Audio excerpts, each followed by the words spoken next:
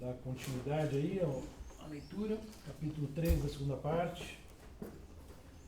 Começamos com você então, Virgínia.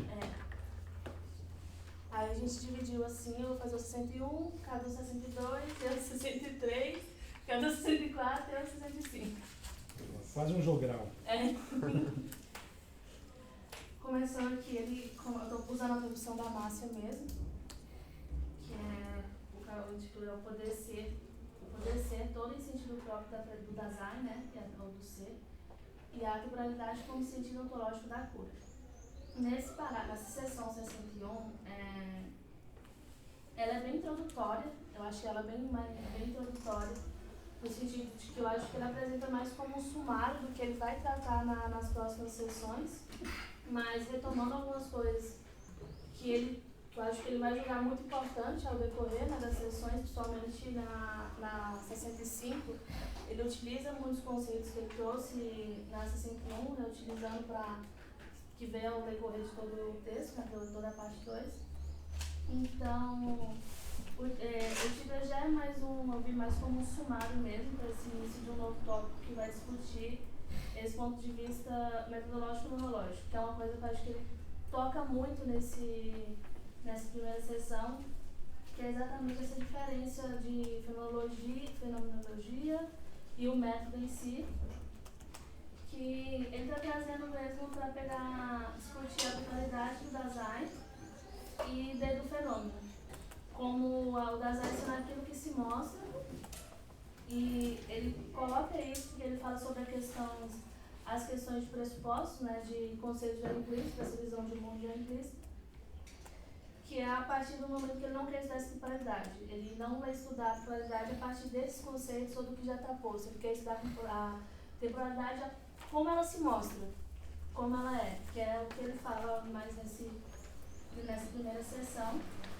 que esse método tecnológico traz exatamente isso, essa diferenciação de estudar as coisas como elas se mostram por si mesmas e não como elas já são capturadas por visões, acho que negativadas que a gente tem que ser iniciados, se não é isso. Aí ele começa aqui falando que projetou-se essencialmente um poder ser todo em sentido próprio das artes. A análise e interpretação do fenômeno desestranhou-se o ser para a morte em sentido próprio como antecipação. Esse eu acho que, pelo que eu estava vendo, né? Aí, se eu estiver falando uma coisa, vocês me interrompem também. Essa antecipação, ela parece que ela conversa muito com essa questão da morte, né? Com a questão da morte enquanto finitude, a impossibilidade da possibilidade, que ela está presente nesse lançar-se das novas possibilidades das áreas, e que ela é uma possibilidade sempre presente. E essa parte eu achei importante nesse 61, exatamente porque no 65 ele retoma essa questão da cura, do cuidado, né, também como a decisão desvagadora para a morte, como essa urgência pelo finito. Aí eu sublinhei isso aqui para falar que eles falaram exatamente isso, que é essa necessidade da gente reconhecer a nossa finitude e a urgência que ela a urgência que a morte se coloca diante do ser, né? Que tudo se coloca como urgente porque a gente precisa antecipar-se a finitude da possibilidade no sentido da morte. Então, e ele usa muito essa questão do caráter de urgência lá do 65, que é essa questão no final. Aí, só uma observação, Virgínia, bem rápida sobre a palavra antecipar, né? Antecipação. O termo que o Heidegger usa é vorlaufen, né? Vorlaufen é um verbo que também tem um sentido de correr na frente. Ele sugere movimento, né? Tem aquela coisa que a gente já falou muitas vezes, né? De como o Heidegger prefere verbos a substantivos, né? Então, para marcar uma coisa de movimento mesmo, né? Então, vorlaufen zum Tode, né? Tem um pouco como se fosse um sentido assim de ir em direção, né?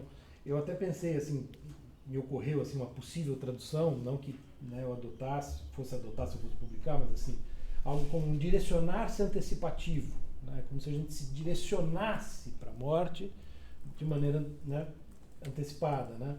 Então, só para você tem toda a razão, né, quanto à importância disso, né? Então, só para chamar a atenção desse aspecto assim, da palavra, né? Que o Heidegger, como a gente sabe, né? Explora muito, né?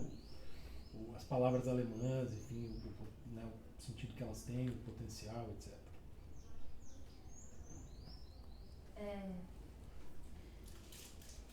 E aí, aí ele fala que em seu testemunho existenciário, essa palavra até agora ela bagunça minha mente, o padecer próprio das almas mostrou-se uma decisão, tendo sido ao mesmo tempo interpretado existencialmente. Aí, pelo que eu tinha anotado aqui, esse poder ser, que é a capacidade do ser, né? A capacidade do ser de se mostrar diferente dos modos de ser. A palavra em alemão é eu não sei falar, mas Synchrone, alguma coisa assim. Sein können. Sein können, isso aí. E que é essa possibilidade de escolher entre vários modos de ser, que eu acho que é o que diferencia exatamente a questão da existência do subsistente, né?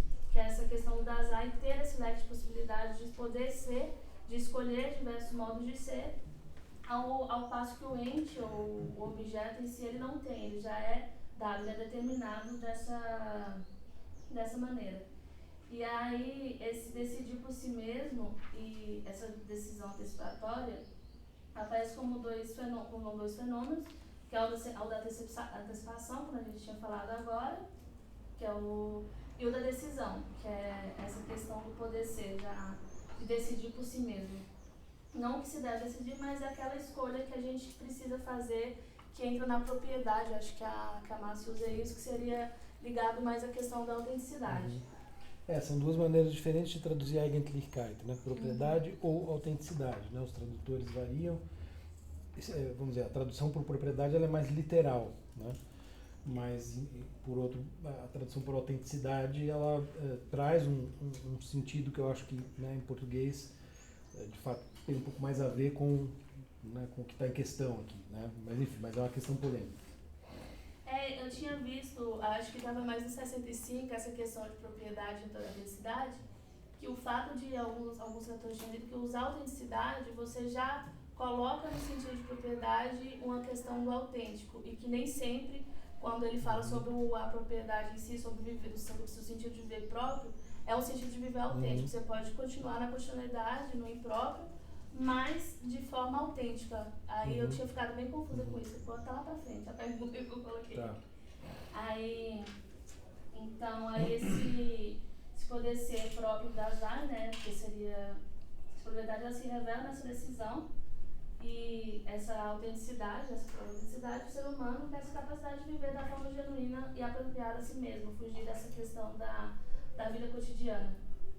E aí ele coloca que esse projeto ontológico do poder ser, do poder ser todo em sentido próprio, ele não leva a uma dimensão do Dasein muito distante do fenômeno da decisão. Que é uma coisa que ele pergunta, e na verdade são essas perguntas que ele coloca na primeira sessão, e que ele vai respondendo tanto na primeira sessão quanto ao decorrer das outras sessões. Que ele coloca que são problemas que podem surgir a partir do método fenomenológico que ele está utilizando.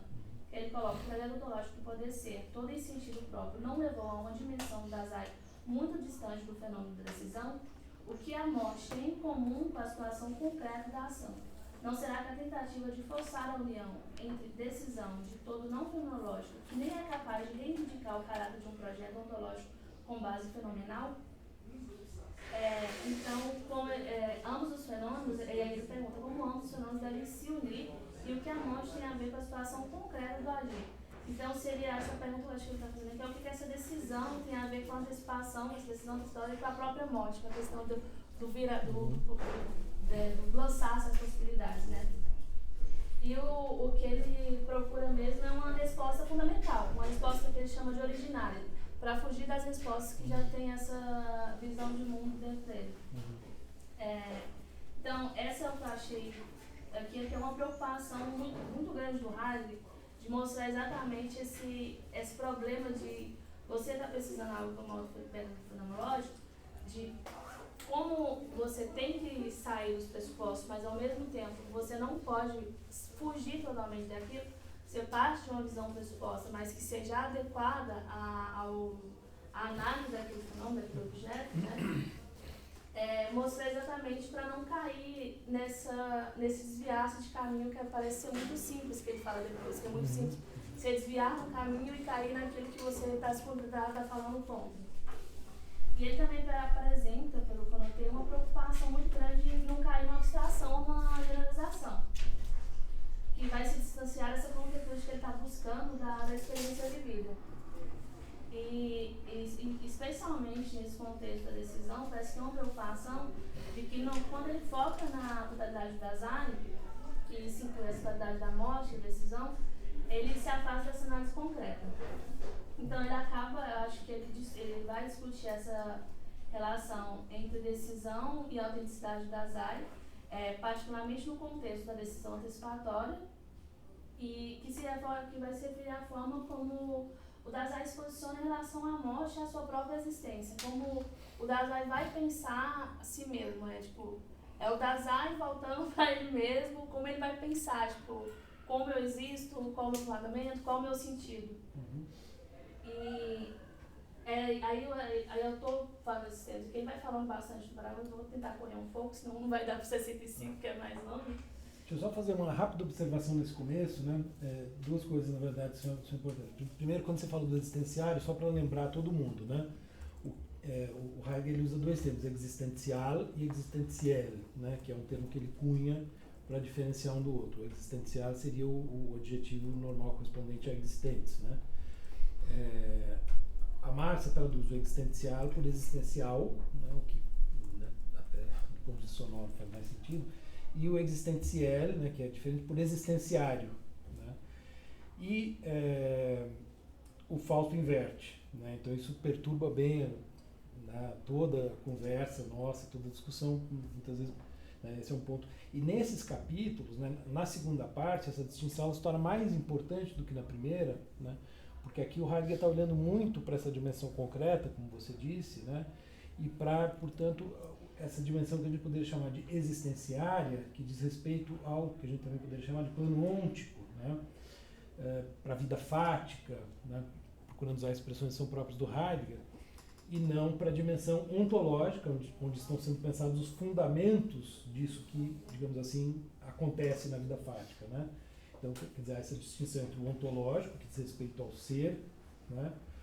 Aos fundamentos ontológicos, fundamentos últimos, né, isso que é originário, etc., que permite compreender, então, né, por que as coisas são como são, digamos assim, né, e o plano ôntico, né, que seria esse, né, onde as coisas acontecem, onde, por exemplo, está essa dimensão do agir, a situação concreta do agir, que a Márcia colocou ação, né, mas, enfim, então, isso aqui adquire muita importância, né, essa distinção, então, os termos, eles aparecem muito, então é bom a gente sempre lembrar, né, que tem essa distinção. Quem estiver acompanhando pelo Fausto tem que ficar atento a isso. E aqui, enfim, né, o Heidegger, ele, como eu já disse, né, apesar de todas as dificuldades do texto, né, a obra ela tem uma organização muito, vamos dizer, ela é muito bem montada. Né? Então, se a gente presta atenção, a gente vai vendo, né, como a coisa é bem organizada. Aqui, que ele tá começando o terceiro capítulo da segunda parte, né? Então o que ele está se perguntando aqui, como você bem mostrou, né? Ele está tentando juntar o Vorlaufen zum Tode, né? Quer dizer, esse antecipar da morte, com a resolução que ele analisou no segundo. Então ele está tentando juntar aqui, o tema do primeiro capítulo, não sei para a morte, com o tema do segundo capítulo. Ele está se perguntando como é que esses dois se juntam, né? Como é que eu junto, né? Como é que eu relaciono esses dois, né? É assim que ele abre, né? Acho que você mostrou isso claramente. Estou só agora lembrando que são os temas do capítulo 1 e 2. Né? Mas prometo que a última observação eu vou deixar você falar e vou ficar quietinho. Há uma dimensão aqui que na última aula a gente, justamente por essa importância do existenciário, por essa questão da situação concreta, há uma dimensão aqui, quer dizer, aqui na segunda parte, que se abre, que se coloca em perspectiva, da eventual dimensão ética de ser tempo. Né?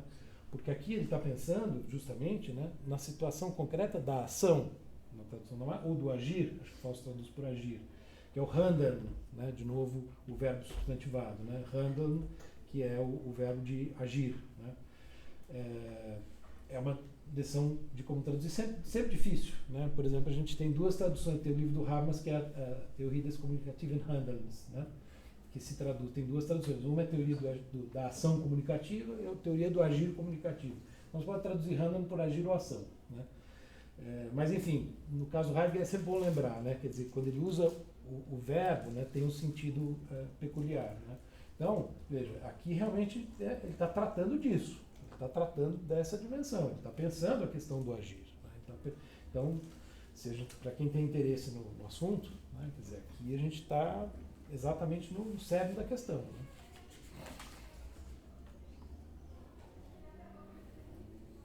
Vamos lá. Aí eu tinha colocado uma pergunta que eu acho que talvez entre um pouco nisso. Eu tinha colocado algo que eu tinha entendido uma pergunta.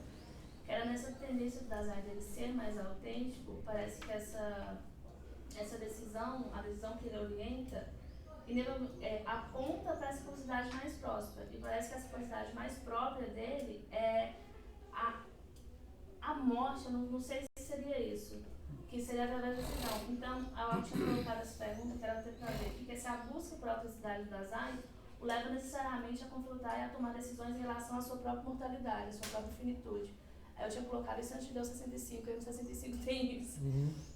E aí apareceram dois conceitos aqui que eu achei assim, que vale a pena, eu sublinhar, que foi esse conceito de certeza que ele coloca, diferente desse conceito de verdade, que aparece nessa ideia de decisão.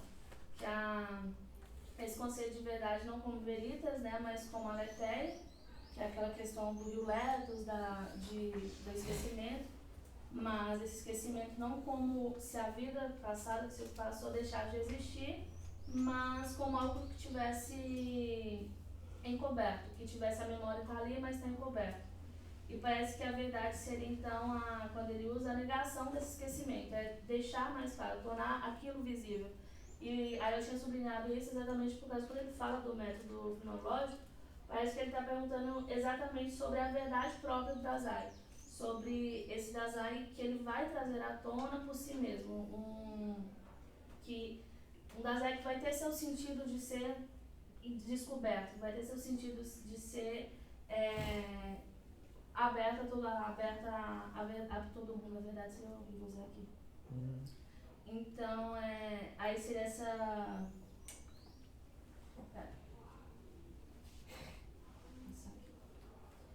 E aí, então a memória, ela está com a pessoa nessa questão isso aí parece importante, porque parece que quando ele fala isso, ele fala que a pessoa, o Dasein tem noção do seu próprio ser. Ele tem essa noção, deixa eu voltar. Ele tem noção do seu próprio ser, da sua totalidade. Por mais que ele fuja de entender isso, por mais que ele entenda de outras formas, e ele tem noção que o Dasein, no caso, que o ser aí, é o que tem existência. E que essa existência de vida é capaz de escolher, aquela de assumir um leque de possibilidades, de modos de ser. E aí ele cita, eu vou citar aqui, que ele fala: com isso, elaborar a decisão antecipadora, no sentido de um poder ser todo, essencialmente possível e próprio, perde o caráter de uma construção arbitrária. Trata-se, pois, de liberar uma interpretação Dasein para a sua possibilidade de existência mais extrema. Então, parece que ele fala que deixar que a possibilidade da existência se mostre por si mesma, ao contrário de ser interpretada com conceitos que a gente já tem, com conceitos que a gente entende. Eu acho que ele está falando sobre outras teorias, a teoria do ego, da alma, de interpretar, de tentar trazer para essa interpretação do Dasein alguns métodos, alguns pressupostos que não podem ser utilizados, porque o Dasein tem que se mostrar da sua própria forma. Se não utilizar as ciências que já tinham para tentar entender o Dasein, porque aí isso acabaria interferindo.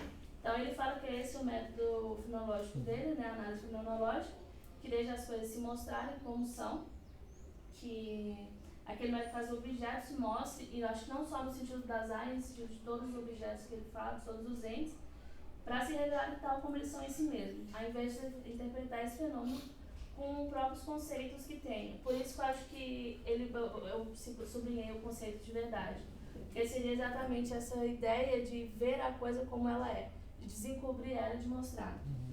Então, só que ele mesmo coloca logo em seguida que o fenômeno se mostrar por si ele não tem essa neutralidade dele, ele não é neutro, ele não vai vir sem pressuposto.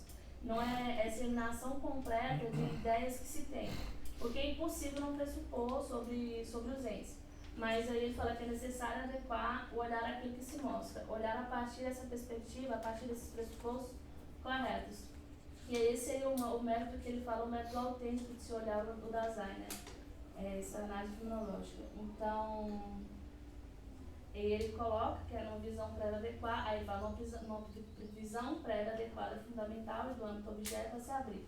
Deve-se distinguir das vazias discussões técnicas. Seria essa ideia que a gente tem muito na filosofia de trazer de outras ciências ou alguns outros métodos de analisar o objeto, o ente. E aí ele entra agora, já no finalzinho, ele já vai colocando o que ele vai pretender fazer, né, no decorrer do capítulo, que é entender a cura, que vai ser esse fenômeno fundamental do Dasein. Para entender, ele vai precisar retomar aquilo que já foi conquistado pelas análises anteriores e articular esses conceitos, só que agora ele vai articular esses conceitos com a noção de temporalidade. Ele vai pegar os conceitos, analisar novamente, mas a partir de outro ponto de vista, que seria a partir da noção de temporalidade. Então, aí ele coloca novamente a questão das áreas de existência, que ele é distinto de todos os subsistentes, porque ele é existência, ele não é como qualquer outro objeto estudado pelas outras ciências, e por isso mesmo você não pode trazer esses outros pressupostos, porque ele é uma abertura de possibilidades, ele não é determinado, ele tem diversos modos de ser. Então, no caso do Dasein, que eu acho que ele coloca bem, que vai estar indo para o final, que é o olhar prévio adequado ao objeto, seja por ser diferente de todo subsistente, o olhar que se faz para os outros seres, que são determinados desde seu fundamento e tem seu modo de ser determinado, não pode ser analisado por Dasein, porque vai ser um olhar que carrega um enviesamento negativo pela possibilidade de modo de ser Dasein. E aí tem uma questão que me deixou um pouco de dúvida, que foi sobre essa questão de consistência e substancialidade. Porque não se pode pensar o Dasein como uma substância, que todo mundo, tipo, a teoria do ego, da alma pensa, porque ele é abertura. Aí eu queria entender se era isso mesmo, se pode usar consistência e substancialidade, porque não pode usar ele como substância nem como consistência. Sim. Não, é isso mesmo, né? Ele está o tempo todo, né, tentando mostrar que não tem subsistência, portanto não tem o modo de ser que é próprio dos Vorhandene, né, que são os entes simplesmente dados. Portanto não tem permanência como a mesma coisa no tempo, né? Um pouco essa ideia, né? Não tem substancialidade forte. No entanto, a gente vai ver que aparece, ele usa muito aqui nesse capítulo, não vou entrar muito nisso porque a gente vai voltar, né? A ideia de algo que é constantemente, né, que se mantém constantemente presente na compreensão autêntica, né, digamos assim. Só que é um tipo de constância, digamos assim, né, que é uma constância permanentemente instável, aberta, né, justamente porque temporal. Né? É como se fosse uma permanente... isso vai aparecer mais para frente, né, mas é como se a gente precisasse estar o tempo todo atentos, né? A constância é isso, é uma constância do estar atento à permanente transformação da realidade, de nós mesmos e assim por diante, né? Quer dizer, então a única coisa de constante aí vai estar, de algum modo, nessa atitude que o Dasein consegue atingir, digamos assim, na resolução antecipatória ou antecipativa, né? Nessa resolução que tem a morte clara no horizonte, né? E a partir disso reconfigura, é como se fosse uma reconfiguração da nossa posição no mundo, da nossa postura perante a existência, né? E aí o que é constante nessa postura, a firmeza, digamos assim, dessa postura, né? Que é uma resolução, talvez, né? Eu acho que o Fausto traduz por ser resoluto, né? É mais do que uma decisão, né? É uma resolução de caráter, como se fosse a decisão de todas as decisões, né? Essa decisão fundamental. Ela é uma decisão cuja firmeza, cuja seriedade, né, está justamente nessa constância, mas que é uma constância de estar aberto para de estar com a escuta o tempo todo atenta, aguçada, né, para a transformação, né, para justamente o caráter cambiante dos acontecimentos, dos fenômenos.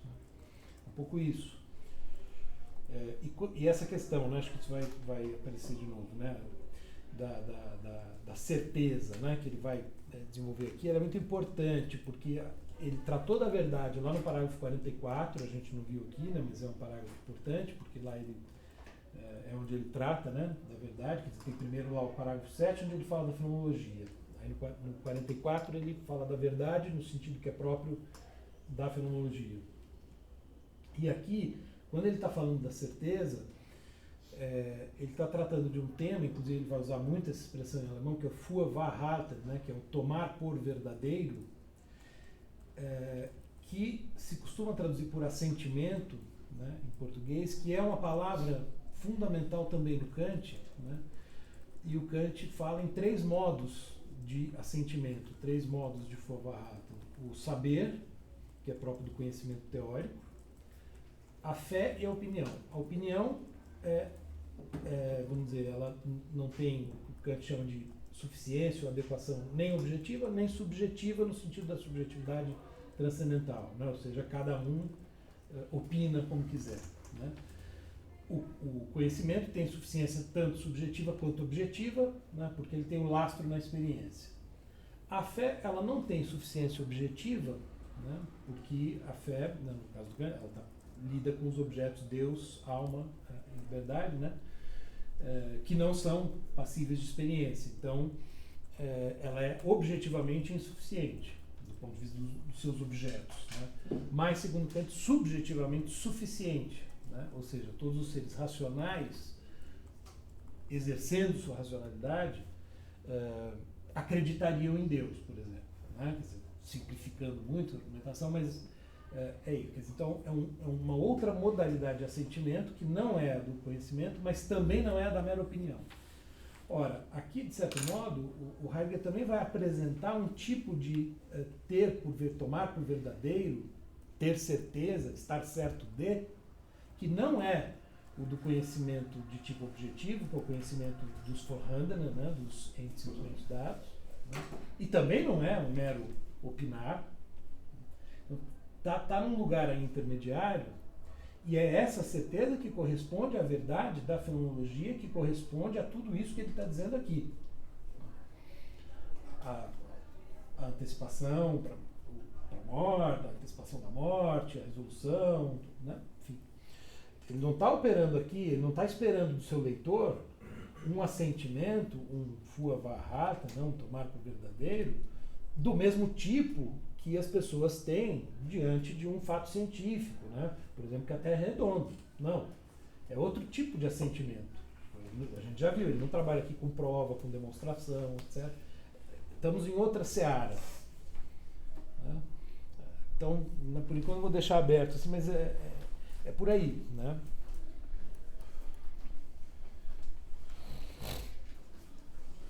Podemos continuar. Sim, só estava voltando para a E aí, já nesse finalzinho, ele deixa claro que o que ele vai fazer é exatamente isso, que é analisar o sentido ontológico de cura e como isso vai se relacionar com a pluralidade. Aí ele dá um pequeno resumo aqui do que ele vai falar, eu vou ler e vou passar a palavra para o Carlos a seguir. O presente capítulo obedece à seguinte divisão: o poder ser todo, em sentido existencial e próprio, do Dasein enquanto decisão antecipadora. 62.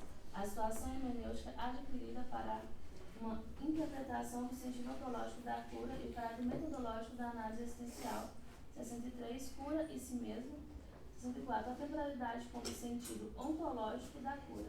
A temporalidade da presença do Dasein e as tarefas aí decorrentes de uma reflexão mais originária da análise existencial.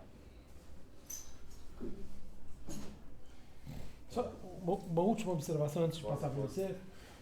O que está acontecendo nesse capítulo? Vocês devem se lembrar, algumas vezes nas últimas aulas, enquanto a gente estava no capítulo 1 e no capítulo 2, né, eu estava falando, olha, né, eu até brinquei, né? O Heidegger sabe onde ele vai chegar, né? Quer dizer, ele sabe, a gente está lendo, né, está acompanhando o movimento do livro, assim, né, que a gente já sugeriu aqui um certo paralelo com a fenomenologia do espírito, né? Então é como se a gente estivesse indo, né? Acompanhando diferentes figuras que vão aparecendo, né? Mas eu comentei algumas vezes, olha, a temporalidade já está pressuposta aqui o tempo todo, ela ainda não apareceu, ela vai aparecer, né? Mas o que ele já vinha dizendo, e isso vai ficar claro nesse capítulo, né? Aqui a temporalidade aparece como tal, né? E aí fica claro por que só era possível falar em antecipar a morte, em resolução, né? Tudo que a gente, em chamado da consciência, tudo que a gente viu até aqui, né? Na segunda parte, por causa da temporalidade. Era ela que estava ali o tempo todo pressuposta, né? Isso vai ficar claro agora.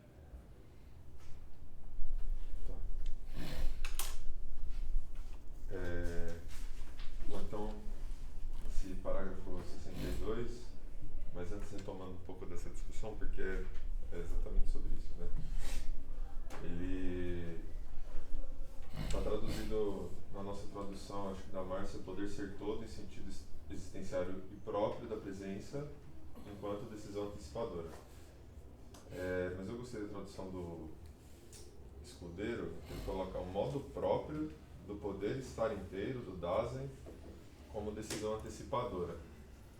Então, acho que... Poder estar inteiro, interessante, quer dizer, ele usa o estar, né? Que é aquilo que só tem em português e espanhol, basicamente, né? Sim. O modo próprio do poder estar inteiro. Então, acho que evidencia mais que ele já está querendo falar exatamente do modo próprio, né? Da existência do Dasein e pensar isso até o fim, assim, né? E inteiro em vez de todo, né? Eu sugeri completo, eu já tinha falado disso, assim, mas enfim. Inteiro. Eu gostei do Escudeiro, assim, o vocabulário que ele usa, eu achei que ajuda bastante.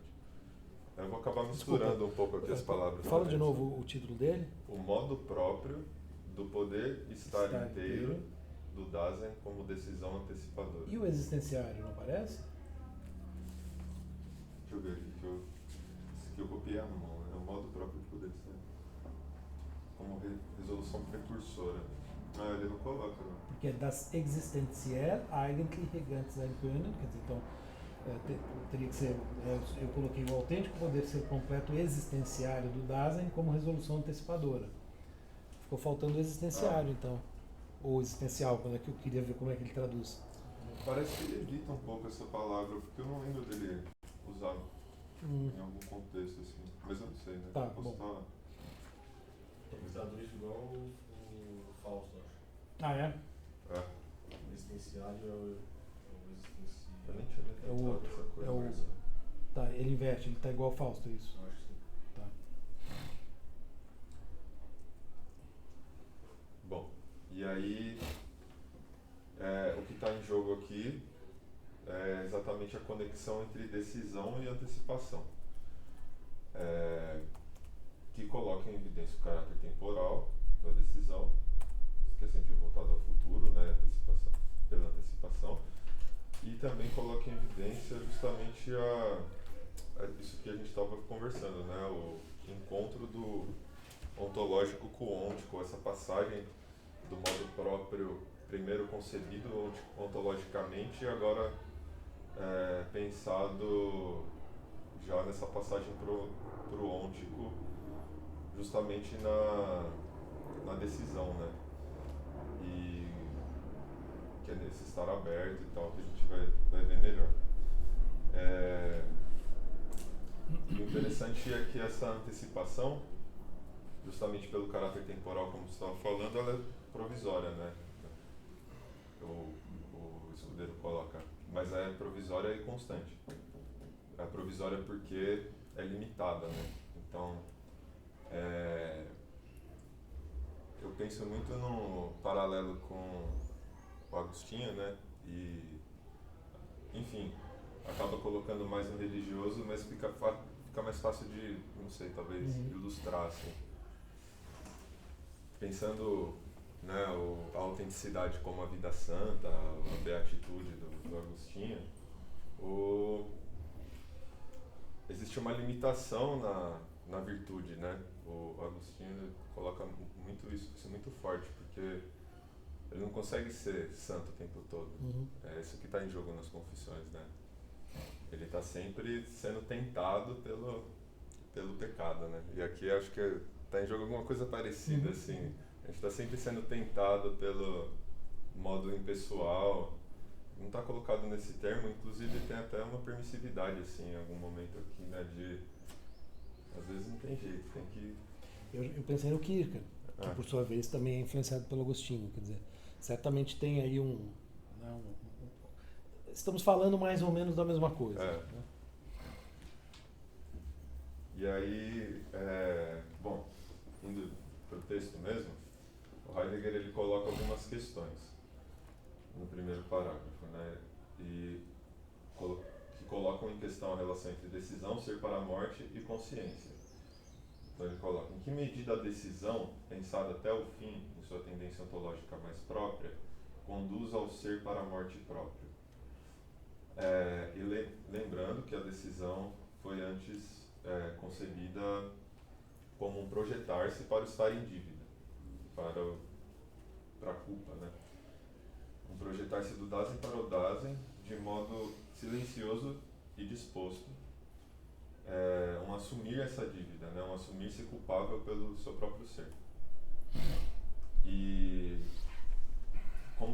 a outra pergunta é, como se deve conceber o nexo entre o querer ter consciência e o poder ser um todo próprio, inerente ao Dasein projetado existencialmente. Então, essa relação entre querer ter consciência e poder ser um todo vai ser trabalhada aqui nesse parágrafo. Né? E aí ele pergunta, será que esse querer ter consciência e o poder ser próprio, né? Ser autêntico, é a mesma, juntos são um novo fenômeno? Ou será que esse fenômeno se mantém na decisão testemunhada em sua possibilidade existenciária, de tal modo que a decisão poderia, através do ser para a morte, fazer a experiência uma modalização existenciária? Mas o que significa pensar até o fim, de modo existencial, a decisão? E aí é interessante isso, né? Esse jogo que ele faz com essa expressão pensar até o fim. Né? De medida a decisão pensada até o fim. O que significa pensar a decisão até o fim? Pensar até esgotar a questão da decisão, ou pensar até o fim, que é a própria morte, né? A finitude. E assim, meio que já está uma coisa dentro da outra, assim, né? Pensar até o fim, pensar a morte está implicada na decisão, mas a gente vai nuançar um pouco melhor isso. Nesse caso, dá para entender em português, né? Tem mais ou menos o mesmo sentido, né? Quando a gente fala fazer uma coisa até o fim, né? Quer dizer, levar as últimas consequências, né? Porque de fato, a expressão era zu Ende denken, né? Então, pensar até o fim. Né? Nesse caso dá para a gente, porque muitas vezes as coisas que o Heidegger faz em alemão a gente não tem como traduzir. Nesse caso, acho que dá para entender bem. Né? É engraçado que é uma expressão que normalmente é um exagero, assim, né? Vamos pensar isso até o fim, vamos fazer isso até o fim. Mas aqui é realmente pensar até o fim, que é o fim mesmo da existência. Não deixa de ser um exagero. Um exagero positivo, né, digamos. Sim. Que é próprio da filosofia. E aí a gente começa a abordar todas essas questões, né? Através da caracterização da culpa, assim, da dívida, que já estava sendo trabalhada antes, e agora é como que uma retomada, mas também já acrescentando coisas, né? Então, ele coloca que a decisão, né, o ser resoluto, foi caracterizado como projetar-se, calado e pronto para a angústia, no ser culpado mais próprio. Este pertence ao ser do Dasein e significa ser fundamento negativo de uma nulidade. Então, basicamente, esse ser resoluto, essa decisão, é um projetar-se para a angústia, que tem consciência da própria finitude, né? Que tem consciência de ser o fundamento negativo de uma nulidade. Essa culpa que fundamenta o ser culpado, aberto à angústia, não pode ser acrescida ou diminuída. Ela não admite uma medida quantitativa, pois não se altera, mas se acha antes de qualquer quantificação. Antes de qualquer quantificação e antes de tudo, né? Porque ela é originária. E eu fiquei pensando nessa circularidade da própria, né, da finitude ser uma coisa originária, ou seja, está antes do próprio ser, mas está relacionada com o fim que está no futuro, né? Então, parece que, no final das contas, pensar a morte também é pensar a própria origem. O mesmo nada que está lá na frente está agora, assim, também. Isso, exatamente. Do pó viemos, ao pó voltaremos, né? Mais ou menos. E no pó permanecemos, parece, né? De certa forma. E eu não quis muito sentido com essa... Seis, um de traficante. Mas eu estava pensando, o ato falho aqui, mas a questão é justamente o que permanece o nada também. Mesmo enquanto não chegamos a ser nada, o fundamento do próprio ser é nada também. Bom, enfim, isso vai dando uns giros assim. Mas é como se houvesse, né, algum modo de, digamos assim, se a gente pensar no ser culpado, né, de alguma maneira a culpa está relacionada a esse nada, né, quer dizer, o fato de sermos um nada, né, é como se ao assumir a responsabilidade por essa dívida, nós tivéssemos de algum modo como, sei lá, nos desnadificarmos de alguma maneira, né, do modo como somos, né? É como se houvesse algum jeito de, entre aspas, pagar a dívida, digamos assim, né, com um certo modo de ser, né? É claro que não é um pagamento, né, efetivo, mas não sei, né? Acho que tem aí uma espécie de modalização da existência no sentido de fazer frente a esse nada sem simplesmente entregar-se, né? Senão, sei lá, vamos dizer, no limite, então a saída seria o suicídio, né? Tem um momento lá que o Heidegger falou sobre isso, né? No capítulo da morte, né? Não é. Por que não é? Né? De algum modo, parece que tem um jeito de fazer frente a esse nada com algum sentido, né? Claro, é uma coisa difícil de entender, né? Mas acho que tem alguma coisa aí que... É porque, na verdade, ao mesmo tempo que tem uma consciência da limitação, tem uma consciência de possibilidades que estavam esquecidas também sobre si. Tipo assim, né? Tipo, já vou morrer mesmo, então por que não ser de outra forma do que se espera de mim, ou que a sociedade está esperando? A morte não pode, a morte como uma das possibilidades, ela não pode ser escolhida de maneira própria. Uma boa pergunta. Daria pra gente pensar até, sei lá, na eutanásia, em muitas situações, por exemplo, né? Tentando pensar em questões ônticas, né? Mas se a gente pensar, aí viajando um pouco além do texto, né? Mas se a gente pensar que, veja, esse nada do fundamento, que é o nada, né? O nada que está na origem, que é o nada que está no destino, é o nada, vamos dizer, no âmbito, né, da nossa compreensão ontológica, filosófica da realidade. Mas, enfim, né, o Heidegger não tem noção de coisa em si, mas a rigor, quer dizer, a filosofia, mesmo a filologia, não poderia, em hipótese alguma, por exemplo, tentar pensar se tem alguma coisa, né, por trás desse nada, né, ou alguma coisa assim, né? Mas, enfim, né, Deus, né, em bom português, né? E daí as possibilidades que aparecem, né, de alguma maneira seriam um outro do nada que de fato existenciariamente, onticamente, está dado nas nossas possibilidades. Sim. Ainda que, né, não dê para ir além dessa, vamos dizer, desse panorama pelo menos no âmbito da filosofia, né, em que a gente estabelece, né, que nós somos, a nossa existência é um entre nada e nada, né?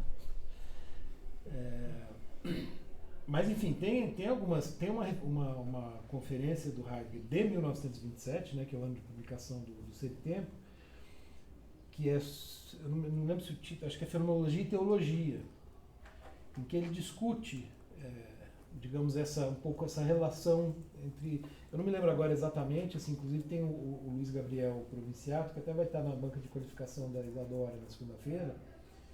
A tese de doutorado dele foi sobre essa conferência. Enfim, ali talvez tenha algumas pistas para pensar um pouco essa minha inquietação que eu coloquei agora, né? Assim, quer dizer, a fenomenologia ela não tem como, por exemplo, falar de Deus, né? Isso não é um objeto possível para a fenomenologia. Então, no âmbito da fenomenologia, no âmbito do nosso conhecimento filosófico, nós somos um entre nada e nada.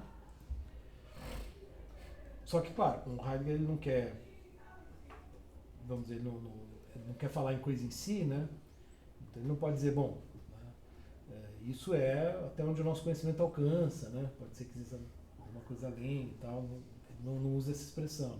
Mas há alguns momentos assim que isso se insinua, né? Mesmo segundo Heidegger, tem um texto no Seminário Zólico que eu lembro que uma vez a gente discutiu no grupo, né? E eu fiquei um pouco ali, né, pegando no pé do pessoal, porque tem uma altura lá em que ele fala, bom, né, nós estamos falando da clareira, né, que é uma noção importante segundo Heidegger, né, a Lichtung e tal, que tem muito a ver com essa ideia de abertura, né, mas claro, né, estamos falando de clareira, clareamento, não sei o que e tal, não é o clareamento em si, porque ele usa uma hora ali, né, não é ou seja, né, ali me pareceu como se ele estivesse dizendo, olha, é até onde alcança, né, a nossa compreensão enquanto ser do mundo, né.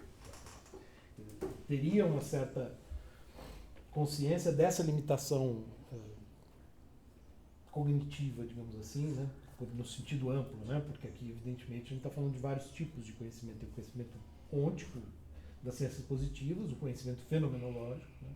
Mas mesmo o conhecimento fenomenológico tem limites, né? Acho que seria um pouco isso, né? Embora o Heidegger não bata nessa tecla, né? E, enfim, seja um pouco evasivo, talvez, ao falar disso. Mas, enfim. Bom, então, voltando ainda para essa caracterização da culpa, né? Ela é aberta pelo apelo da consciência, o querer de consciência. Que ele se decide por ser estar em culpa, né? Ser estar em dívida, culpado. Aqui o Dasein, ele né, nessa abertura da consciência, ele assume a dívida, se projeta ela, e assumindo essa condição que lhe é originária, se assume enquanto o que ele mesmo é. Isso não é um evento que acontece em determinado momento e depois deixa de acontecer, não é uma conversão, né? Tipo, tive um evento na minha vida que depois disso sou autêntico para sempre. Né? Não é isso. Você não vai ser autêntico para sempre, mas a angústia tem um pouco esse papel, né? De um evento transformador, assim, né? Sem angústia não se passa para É que você pode se angustiar e depois esquecer, né? Também.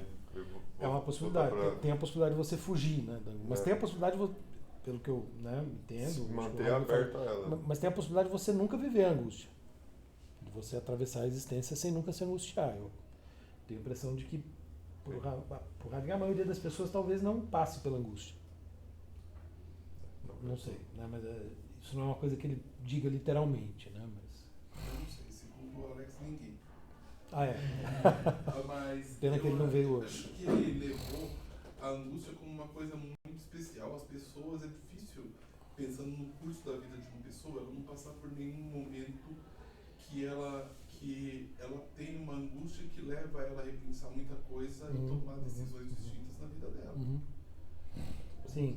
Se a gente pensar, se a gente não ficar colado no texto, né, eu concordo. O que eu acho é que talvez a tendência natural, né, acho que o Heidegger fala disso, é fugir disso, né? A angústia ela chega, você começa a sentir um mal-estar assim, né, existencial em relação à por conta de certas situações. Eu acho que várias coisas podem desencadear isso, né? Sei lá, uma perda de alguém muito próximo, né? Enfim. E aí você tem aquela coisa, sei lá, você se agarra no trabalho, se agarra, sei lá, em algum vício, no jogo, né? Jesus. Na religião positiva, né? Para evitar aquilo, né? Ainda mais porque a angústia, ela tá próxima do desejo, né? Uhum. Você tá rodeando ali em volta. A coisa pode ser mudada, você tem um apego à permanência da coisa. A permanência da angústia, você diz. Não, a permanência da situação. Sim. Ela tá. Exato. Ela... Porque se você se abrir para o desejo é angustiante, né? A angústia é uma antessala do desejo. A proximidade com ele já causa angústia. Uhum. Mas eu acho que assim, para uma pessoa viver uma vida inteira sem angústia, tem que ter uma vida muito confortável, né? Tipo, porque quando você passa por uma precariedade assim, ou sei lá, não precisa perder alguém, mas de repente um familiar Sim. preso, algo do tipo, você já percebe que o mundo não funciona assim, Ou do pessoal. dificuldades materiais, né? Bom, o Lukács diria o contrário, né? Ele diria que para você se angustiar no sentido que o Heidegger fala, você precisa estar muito confortável materialmente. Mas enfim, aí a gente entraria eu entendo o que você quis dizer, né? Eu acho muito complicado essa forma com que o Heidegger coloca, porque parece que encarar essa angústia como um evento, parece uma coisa assim, meio como uma iluminação do raio divino sobre aquele serzinho ali especial que vai se angustiar e tudo.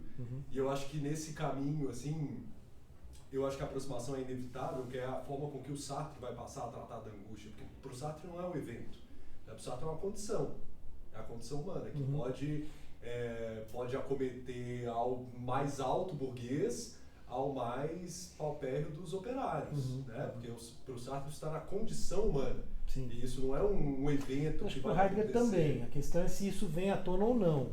Que está na condição humana, tá. A questão é se vem ou não vem à tona. E aí que parece que é uma iluminação, né? Porque eu acho que para o Sartre também não. Para o Sartre assim, você vai lidar com isso necessariamente. Necessariamente. Tá. E aí o que você pode fazer é aí abrir-se essas duas possibilidades, né? Que é assumir mesmo a responsabilidade pela liberdade, defrontar o mundo, etc, ou renunciar, né? E ir para a má fé, né? No caso do Sartre. Então, mas é porque realmente parece uma iluminação divina, assim, sabe? Esse serzinho aqui especial vai se angustiar agora e vai mudar a vida dele. Tem que ver se a gente também não está indo para uma certa caricatura da angústia, né? E que daria para fugir, escapar, lendo no próprio texto, né? Mas há momentos em que isso, porque o tom religioso cristão, né? Ele não tem como a gente não reconhecer aqui e ali, né? Não é à toa que você lembrou do Agostinho agora, quer dizer, a coisa parece que está ali no fundo, né? Então, de fato, tem horas que parece que é algo assim, né? Mesmo como se fosse uma iluminação divina, né? Alguma coisa, quer dizer, uma provação que Deus te faz passar para, né? Você então poder, né, se salvar, alguma coisa do tipo, né? Então, realmente tem muito do, né? Acho que na última aula, não lembro se você estava, né? Eu falei sobre isso, né? Que o projeto original do Heidegger, né? Que vem desembocar em Ser e Tempo, o Kiesel, na obra dele sobre as origens de Ser e Tempo, que se tornou uma grande referência, né? Pesquisou bem detalhadamente, é um livro de 700 páginas para mostrar o caminho do Heidegger até Ser e Tempo, né? Lá nos anos 15, por volta de 15, 16 e tal, o projeto que ele tinha era fazer uma fenomenologia da experiência religiosa, né? Ele tem um livro que chama Fenomenologia da Vida Religiosa, de 1921, mas que acaba tendo um escopo bem limitado, né? Mas o grande projeto era esse. Só que aí a coisa vai mudando de figura, o projeto acaba sendo Ser e Tempo, né? Mas eu acho que ainda tem, né, a pretensão de dar conta da experiência religiosa. Não só, talvez, da experiência religiosa, dar conta de, enfim, diversas experiências, mas certamente a ideia é que isso possa dar conta do que acontece na experiência religiosa. Então, talvez tenha, mesmo quando ele fala, né, em alguns momentos, essa coisa que não é, parece que a coisa acontece de maneira muito involuntária, né? É quase como se fosse, né? Mesmo tem algum momento aqui que vai aparecer, né, em que ele fala, é como se ele dissesse, é a temporalidade que está fazendo tudo isso, né? Quer dizer, não sou eu. Então é quase como se fosse algo que acontece através de mim, né? Como se fosse Deus falando através de alguém, né? Pensando nessa chave, né? Então há momentos em que a coisa parece adquirir essa coloração, mas acho que ao mesmo tempo o Heidegger está tentando evitar. Eu acho que ele está um pouco nessa, né? Porque isso está, né? Quer dizer, tem isso como um pano de fundo, né? Ele tinha esse projeto, quer dizer, isso está na cabeça dele, mas ao mesmo tempo ele está tentando escapar disso, né? Eu acho que você usou uma palavra que eu acho que diz muito, assim, como se fosse uma coisa involuntária mesmo, né? Tipo, você não encontra angústia, ela que te encontra. Isso sim, isso ele fala com todas as letras em alguns momentos, né? Ainda mais porque a angústia não está ligada a uma situação. A pessoa pode perder um ente e não se angustiar. Isso, e pode ser angustiado nada, né? O Benedito Nunes explora muito os textos da Clarice Lispector, né? Então tem um deles, né, que a angústia acontece numa situação cotidiana, né? Assim, tem um conto dela que a pessoa foi beber água, a moça foi beber água e ela nunca tinha beijado. Daí ela bebe água da fonte, quando ela vê, ela tinha beijado a boca da estátua. É um menino, né, que vai no passeio de escola, eu acho, que ele vai lá e beija a fonte, né? E aí isso Desencadeia. sim. Mas a angústia, ela é sempre autêntica ou ela pode ser vivida inautenticamente? Porque, tipo... Não, eu acho que você pode... Não é a angústia em si, ela não é nem autêntica nem inautêntica, eu diria, né? Ela é um fenômeno do ser aí. O modo como você lida com ela é que pode ser autêntico ou inautêntico. Mas ela que abre para o modo autêntico. Ela que abre. Quer dizer, sem ela você não se abriria para o modo autêntico. Né? Tá. Mas é porque, por exemplo, eu fiquei pensando, né, quando você lida com ela, mas foge para uma religião ou coisa do tipo, você está indo para um caminho inautêntico frente ao... Sim, é um modo de fugir, né? Por isso que o Heidegger fala muito que o impessoal é marcado por essa fuga da angústia. Porque a angústia ela está dada como condição, né? Quer dizer, o impessoal, ele meio que, de certo modo, ele se edifica, né, como, né, uma proteção, uma espécie de blindagem contra a angústia, né? Quer dizer, as pessoas naturalmente se blindam para não cair na angústia ou não cair no desejo, né? Porque o desejo é disruptivo, né? Então vai dar problema, né? Então, vamos dizer, tem uma tendência, digamos, né, conservadora natural no impessoal, no sentido de estabelecer regras, convenções, etc., que balizam e tal, para as pessoas se manterem dentro de um certo raio de ação. Né? Porque na radicalidade, acho que o desejo ele quebra a sua identidade do que você concebe como sendo você. Uhum. Porque ele te aponta para aquilo que você pode ser. Uhum. Quer dizer, o Heidegger não fala em desejo, né? Mas você vê como, se a gente pensar sobretudo Lacan, né?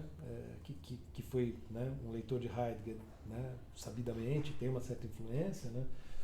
Dá para fazer, né, um paralelo interessante aí. Né? Acho que tem muito a ver. Bom, Vamos voltar para o texto, senão a gente não vai chegar nem perto do fim. mas é isso, eu acho que fica bem evidente aqui nesse parágrafo, no parágrafo como um todo, né, no 62, que existe sempre essa pendência também em cair no impessoal, né, nesse modo autêntico. Na metáfora do Agostinho seria que o Agostinho se converte, mas ele não vira santo, né, ele continua pecando também. Isso não... No Kierkegaard também, né, que você falou do Agostinho, o Kierkegaard, ele fala, quando você se salva pela fé, né, você dá o salto de fé, você não sai do mundo, você continua sendo um ser finito com todas as peculiaridades de um ser finito, né, é que você tem um instante, né, em que você tem aquele momento de iluminação, digamos assim, né, a partir dali você toma a decisão, né, da fé. Mas é claro, isso, né? Exato. Você não vai ficar do lado de lá, né? Você não vai ficar de mãos dadas com Deus fora no alto da montanha, né? Longe do resto do pessoal, né? Você vai continuar no mundo, né? Você vai continuar tendo que comer, né? E, como diz o Casanova, ir no supermercado. Né? Sempre lembrando que você vai morrer. Todo mundo. Tem que lembrar. A hora que você estiver lá no supermercado comprando alguma coisa, você tem que lembrar que você vai morrer. Aí você olha o produto, está escrito, você morre. Ainda mais agora. Tinha que estar em todos, né? Tá em todos, né? Você vê a quantidade de caloria ali do. Alto em ácido relacionado, alto em sódio relacionado. Mas beleza, aí a gente vai continuando com a decisão, né? A decisão significa deixar-se apelar para diante, para ser culpado, estar em dívida mais própria. Então, a antecipação ante a morte abre a possibilidade de compreender-se como ser voltado ao fim, que é próprio da decisão. E aí, é isso, né? Como que isso é um apelar-se adiante? É algo que eu já estava falando antes, na verdade, que eu adiantei. Mas que a dívida é em relação a uma situação original, mas também numa situação futura, né? A culpa, a responsabilidade pelo seu próprio ser, é uma condição constante do Dasein, existindo tanto no modo próprio quanto no modo impróprio. Não tem como fugir, né, de ser culpado, mas tem como assumir ou não essa culpa. A decisão, então, é o projetar-se para o poder ser da culpa, tomando a responsabilidade de modo próprio. É compreender-se na dívida, na culpa. E isso se dá através da antecipação da morte, que leva ao ser para a morte. Então, é justamente o que a gente estava falando. A angústia, ela te abre para a culpa, e aí você decide. Assuma a culpa ou não, né? E isso tem a ver com o ser para a morte. O ser originário do Dasein é seu poder ser que se revela no ser para a morte, ou seja, está projetada a possibilidade característica e privilegiada do Dasein. Antecipar abre essa possibilidade como possibilidade. Somente antecipando, o ser resoluto torna-se um ser originário para o poder ser mais próprio do Dasein. O ser resoluto, a decisão, né, só compreende o pode do poder ser e estar em dívida quando ela se qualifica como ser para a morte. Ou o poder do poder ser culpado só é entendido pelo ser resoluto, se este se qualifica como ser para a morte. Ser resoluto, decidido, portanto, envolve necessariamente reconhecer as próprias limitações que a morte revela e que nela se encerra. Escudeiro nos recorda de que limitações são essas, né, que estão em jogo no ser para a morte. Primeiro, a vida que alguém constitui para si, né, se baseia na facticidade do que alguém já é. Ou seja, a sua vida é resultado do que você é. Né? Em segundo lugar, a vida de cada indivíduo exclui uma infinidade de outras vidas possíveis. Então, você decide, e ao decidir você nega todas as outras possibilidades. Em terceiro lugar, a vida humana é suscetível a terminar em qualquer momento. Ou seja, ela é finita, né? Essas possibilidades também são finitas. A decisão, portanto, é a atitude que permite apoderar-se da própria existência, definida pela limitação que lhe é própria e que se revela através da antecipação da morte. Por isso que é uma apropriação de fato da própria existência, porque você não pode se apoderar da existência enquanto você não reconhece ela enquanto o que ela é. E para reconhecer ela enquanto o que ela é, você tem que reconhecer o limite. O limite é a morte. E aí, enfim, tudo isso vai se encaixando. Né? Então, a decisão é quando o Dasein se assume como fundamento nulo da sua nulidade. Esse é o resultado. Né? Nela, a morte é concebida como a possibilidade caracterizada da não possibilidade de existência, isso é, como a simples pura e simples nulidade do Dasein. A antecipação decidida da morte revela ao Dasein sua nulidade, revela que ele é fundamento dejectado, isto é, nulo, de sua morte. E a antecipação da morte revela o ser e estar em dívida a partir do ser um todo do Dasein. Ou seja, revela o estar em dívida, o ser culpado, a partir da nulidade que ao Dasein é fundamental. E interessante aqui é que ela revela o ser e estar em dívida a partir de um todo do Dasein, a antecipação da morte. Porque é antecipando a morte que o Dasein consegue se compreender como uma totalidade também que se encerra na morte. Né? A decisão, lembra o escudeiro, traz o Dasein para o seu ser mesmo mais próprio e lhe abre a possibilidade de existir no modo da propriedade, ao contrário da vida cotidiana impessoal que isola o Dasein.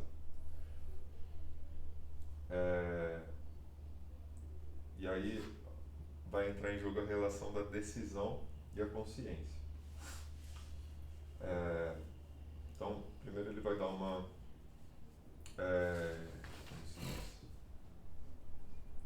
resumida na relação entre decisão, ser para a morte e consciência, que até então a gente chega aqui.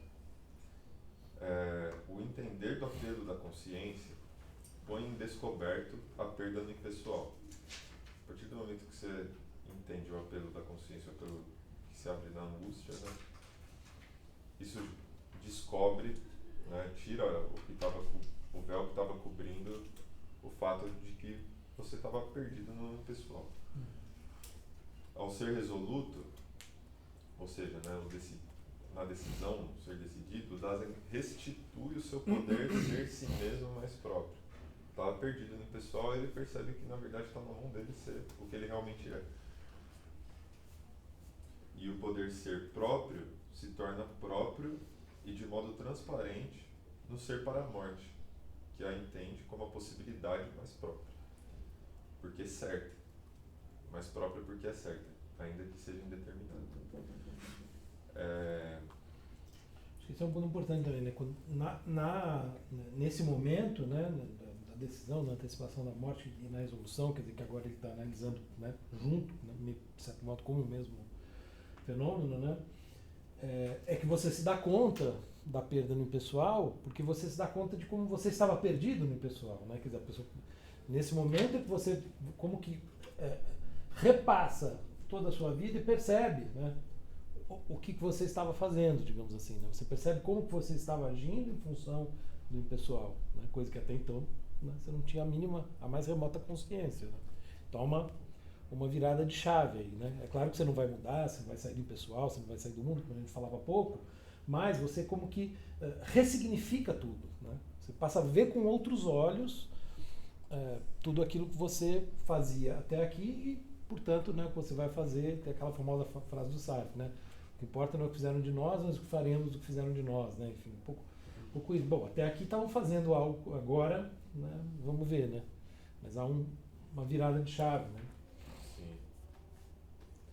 E o escudeiro tem uma situação interessante sobre essa parte, que mientras, né, no sentido de durante a vida cotidiana, né? Durante. Enquanto a vida cotidiana isola o Dasein, a resolução precursora golpeia sua consciência com força. Resolvido, né, decidido, o Dasein se faz cargo, ou seja, toma a responsabilidade propriamente da sua existência. Ele mesmo está sozinho em sua aceitação da culpa e no assumir sua responsabilidade. Então, é isso, né? O ser para a morte, essa antecipação da morte, golpeia a certeza que isola o Dasein na vida cotidiana e convida ele, né, a aceitar a culpa e assumir a responsabilidade sobre o que ele mesmo é.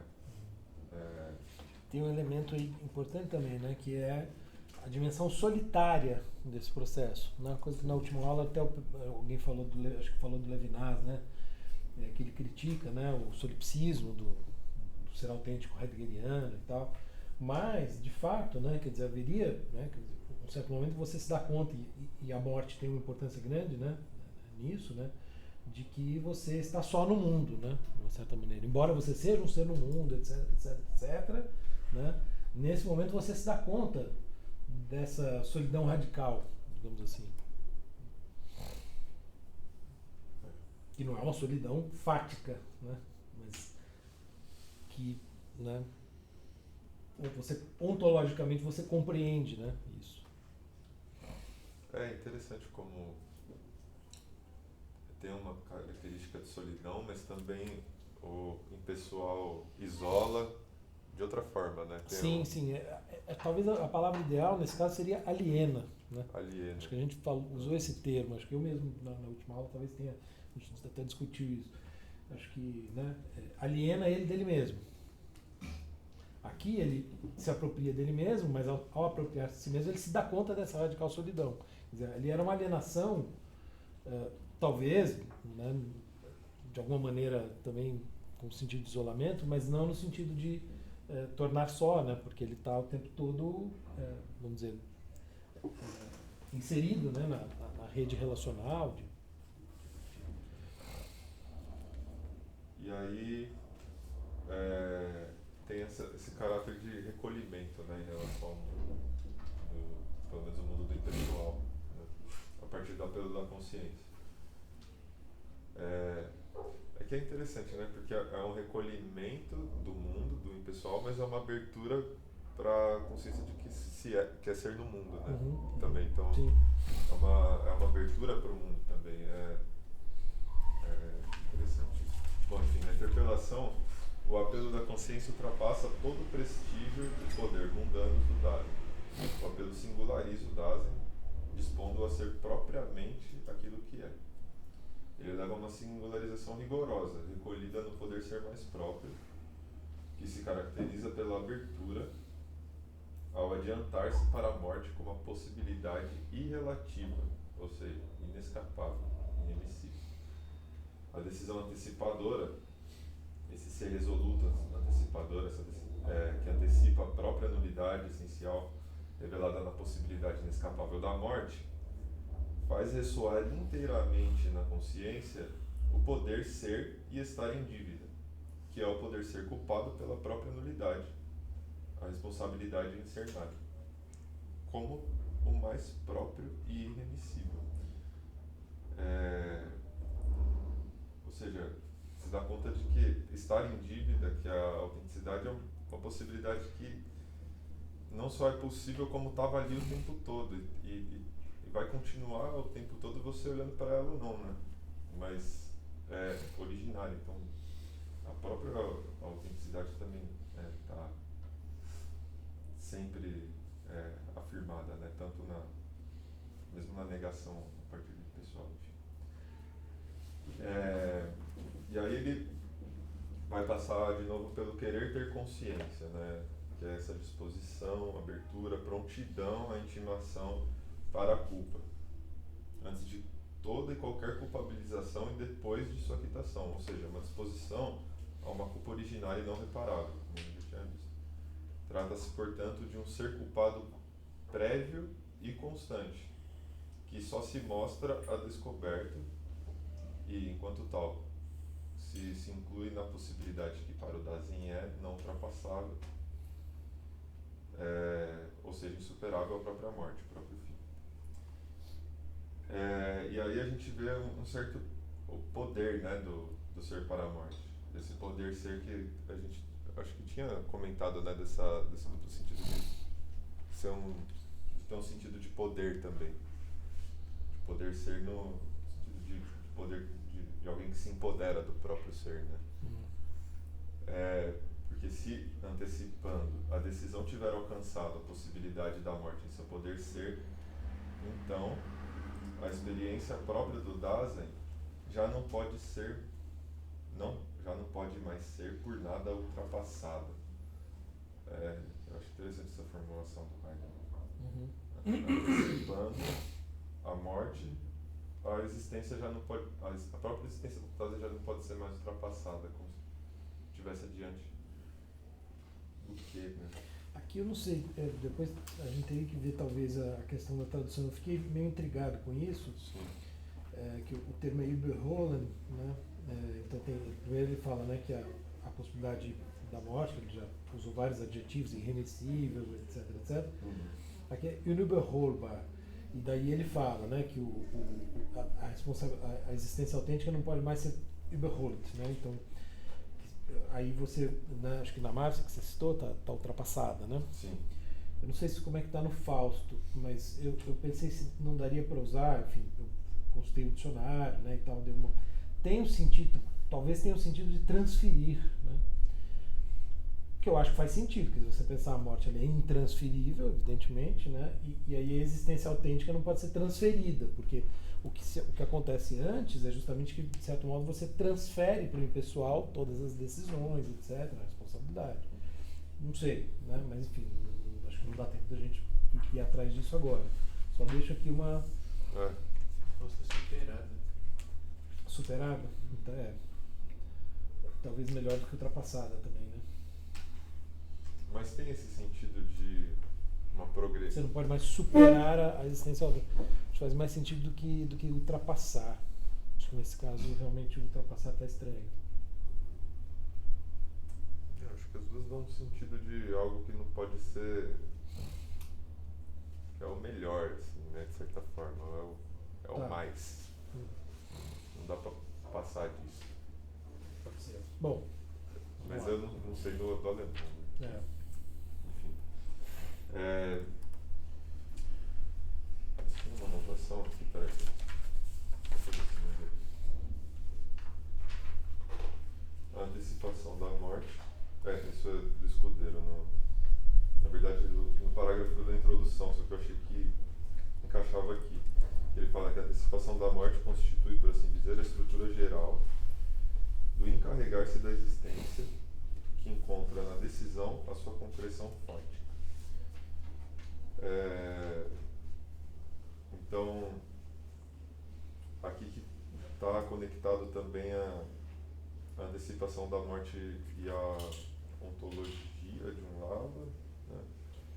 E o ôntico e a concreção fática na decisão, né? Na situação, em cada situação que se decide. Então, o que revela, né, a decisão, no final das contas? Nada além da verdade originária da existência. E aí a gente volta para a questão da verdade que a gente estava falando também.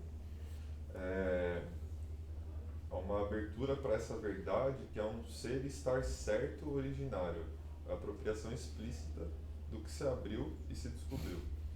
Então, é isso, a decisão é uma certeza de uma verdade originária.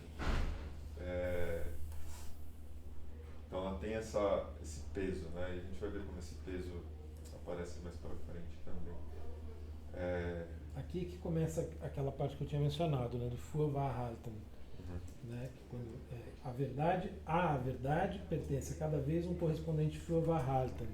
Eu não sei se ela colocou assentimento. Deixa eu ver.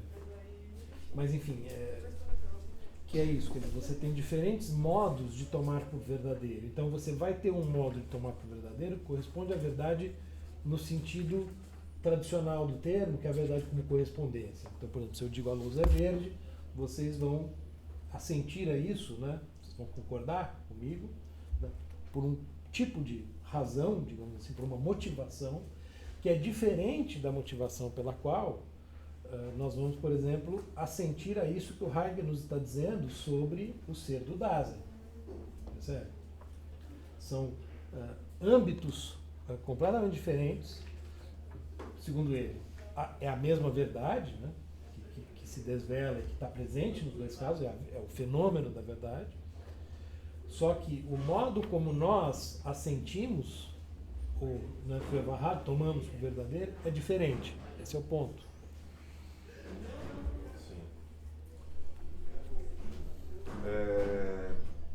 E viver nessa verdade originária exige esse estar certo originário, no sentido de ater-se ao que a decisão lhe abre, ou seja, ater-se à própria nulidade, a antecipação da morte. Então, exige essa constância, né, de estar certo dessa verdade. Ela coloca ter por verdadeiro mesmo, né? Mas o que é essa antecipação em relação a essa situação, a morte, né? A certeza da verdade originária dá a si a situação fática e nela se coloca.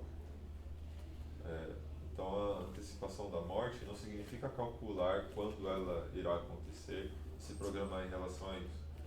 Tampouco significa tomar ela como algo simplesmente dado, que está à espera de sua apreensão. Mas abrir-se numa decisão livre previamente indeterminada, mas aberta a determinações.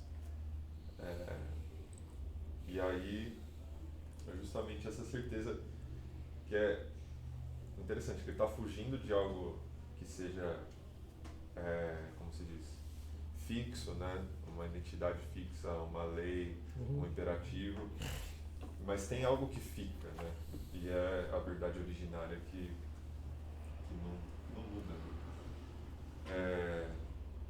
Que é essa verdade de que a morte vai acontecer, mas ela está previamente indeterminada, então também as decisões estão previamente indeterminadas, mas abertas a determinações.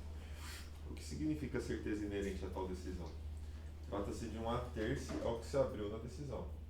Um ater-se que não é um enrijecer-se, mas é estar em abertura para a retomada da angústia. Uma abertura que é a decisão que se mantém aberta e livre para as possibilidades fáticas. Então, a certeza da decisão significa manter-se livre ao seu reassumir possível e faticamente necessário. Essa abertura livre não significa voltar à indecisão, que poderia parecer diante da indeterminação da situação fática. Mas, pelo contrário, se trata de uma abertura certa, decidida, de manter-se livre na decisão para reassumir, ou seja, decidir com propriedade pela retomada de si mesmo. A decisão enquanto abertura a indeterminada situação fática, portanto, não convida ao retorno à indecisão, mas ao sepultamento dela. Com ela, enterra-se justamente a perdição existenciária na indecisão. Mas isso também não está pronto, como veremos. Não se trata de uma conversão, como eu estava falando, que acontece como um evento, mas de uma a qual se pode optar ou não em cada situação. A decisão não redime a culpa, né? Ela assume. Então a decisão é o poder retornar a si mesmo, retornar a si mesmo, ou seja, retornar ao nada, em cada situação. É o poder de manter-se constantemente livre, ou seja, para todo o poder ser do Dasein, para todas as possibilidades. Poder que é uma certeza insistente, que só se confirma enquanto decisão quando se atém à possibilidade da qual ela pode ser e estar absolutamente certa. Isso é a morte, na qual Dasein pode e deve reassumir-se. Estando constantemente certo de sua própria morte, isso é, antecipando, adiantando, tomando a nulidade que lhe é própria, enquanto fundamento originário, é que o Dasein, enquanto ser resoluto, conquista sua certeza própria e total. E aí tem algo do escudeiro aqui que eu achei interessante também, que é isso. A decisão está aberta a esse livre resolver-se. Primeiramente indeterminado, mas aberto à determinidade. A resolução também está aberta à possibilidade de revogação, ele coloca, né? A modificação das decisões e inclusive da possibilidade de perder-se na irresolução. Então, a resolução, para ser decidida de fato e propriamente, ela tem que estar aberta inclusive à possibilidade de se perder no impessoal, porque ela está ciente das próprias limitações. Né?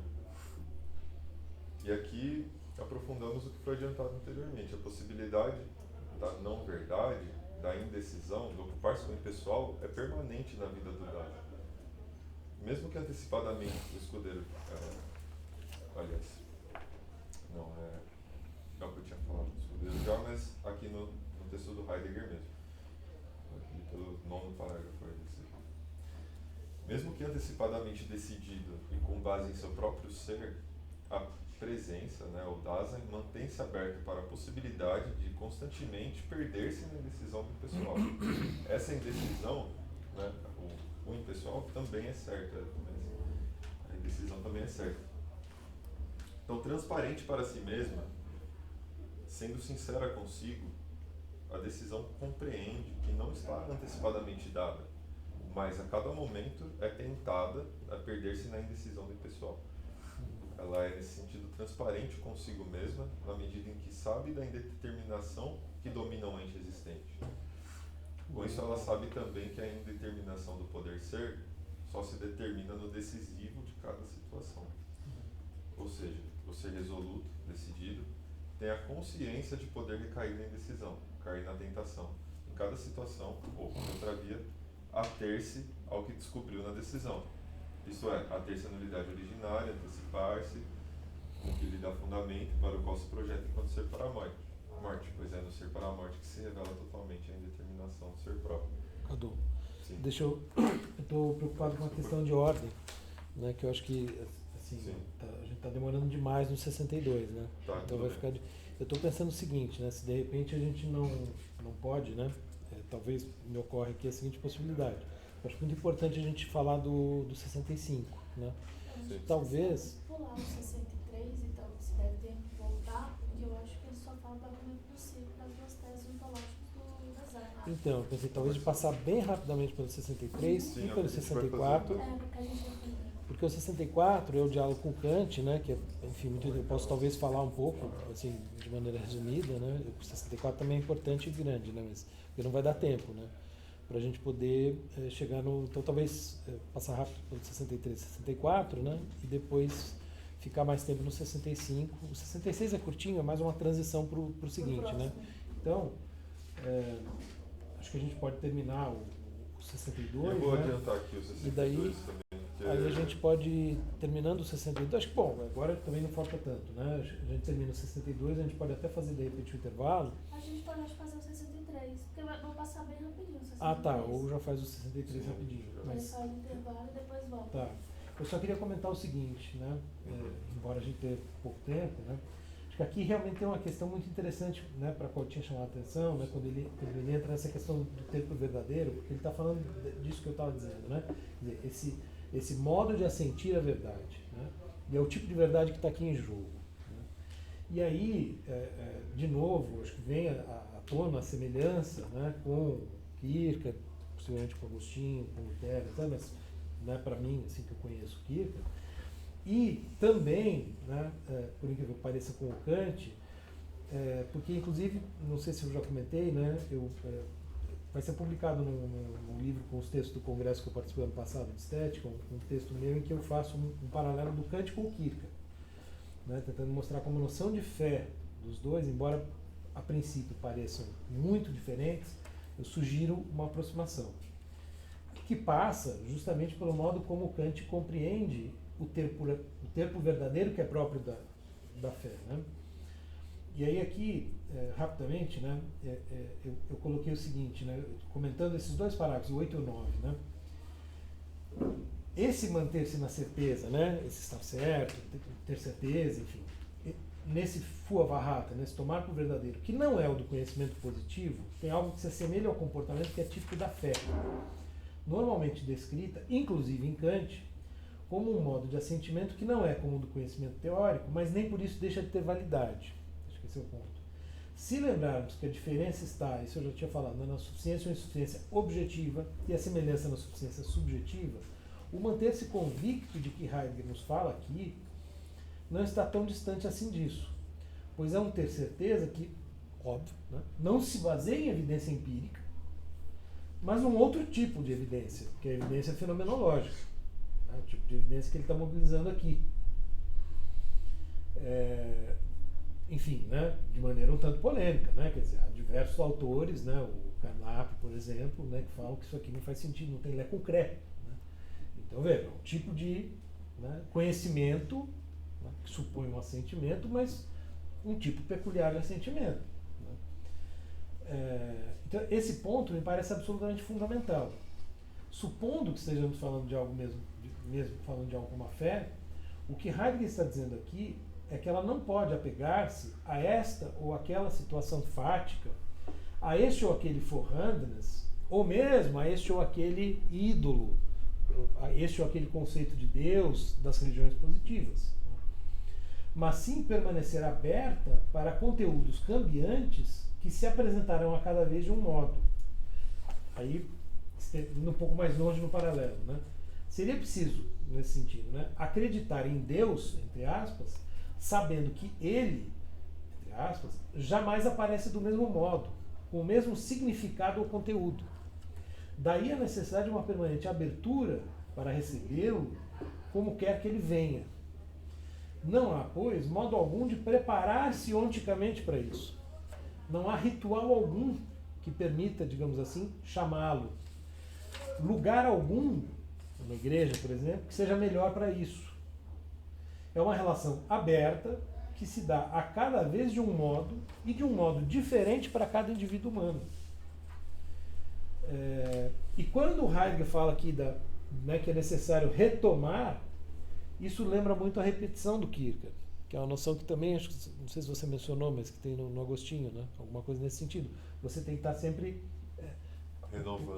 renovando aquela decisão. Né? Aqui aparece o mesmo elemento. Então, para concluir, seria uma espécie de fé contextual, digamos assim. Né? Uma espécie de, entre aspas, sabedoria prática na relação com o inefável, que se constitui, por assim dizer, de uma escuta aguçada para ouvir o que diz o tal chamado silencioso, que nos reconduz à nossa cambiante essência pessoal. É como se fôssemos cada um de nós, digamos assim, né, uma espécie de pluralidade espiritual ou imaterial em permanente movimento, refletindo-se numa facticidade que de algum modo pode ser, via resolução, via decisão, pode ser ou pode abrir-se, né, e ser permanentemente aberta para exprimir isso que, digamos, se veicula em nosso existir. Né? Quer dizer, então aqui de fato puxando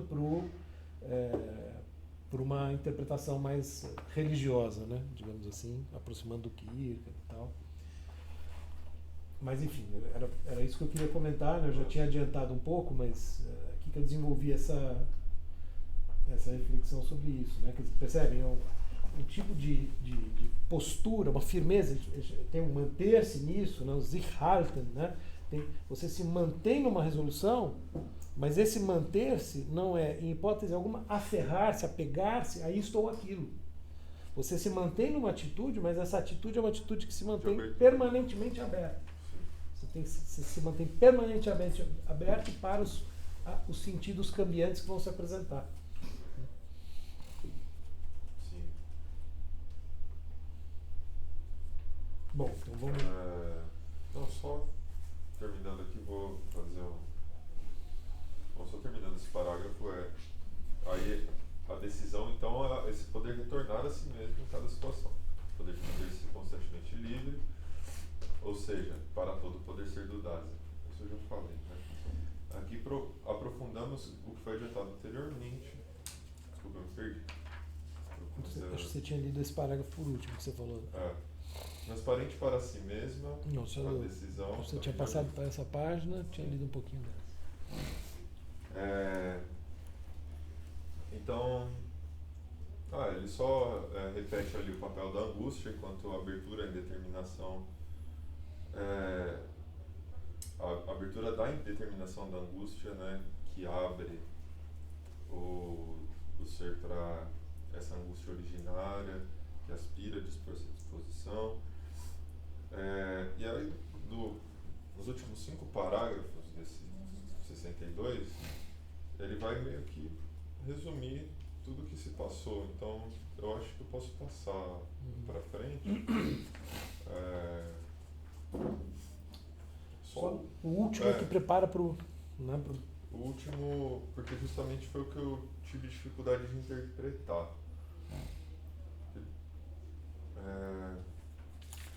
Aqui, né? Ele é bem curtinho. Será que essa interpretação ontológica da existência, que desenvolvida não tem por base uma determinação bom, parece que o Heidegger está evidenciando que há algo de uma idealização do Dasein na interpretação ontológica que ele realizou até agora. Mas ele se justifica pela possibilidade, pela necessidade positiva colocada pelo objeto da investigação, que é o ser enquanto tal? Ou é o ser enquanto tal, né? É o ser enquanto tal, mas até aqui o ser do Dasein, né? O ser enquanto tal viria na terceira parte que não foi escrita. Mas isso leva...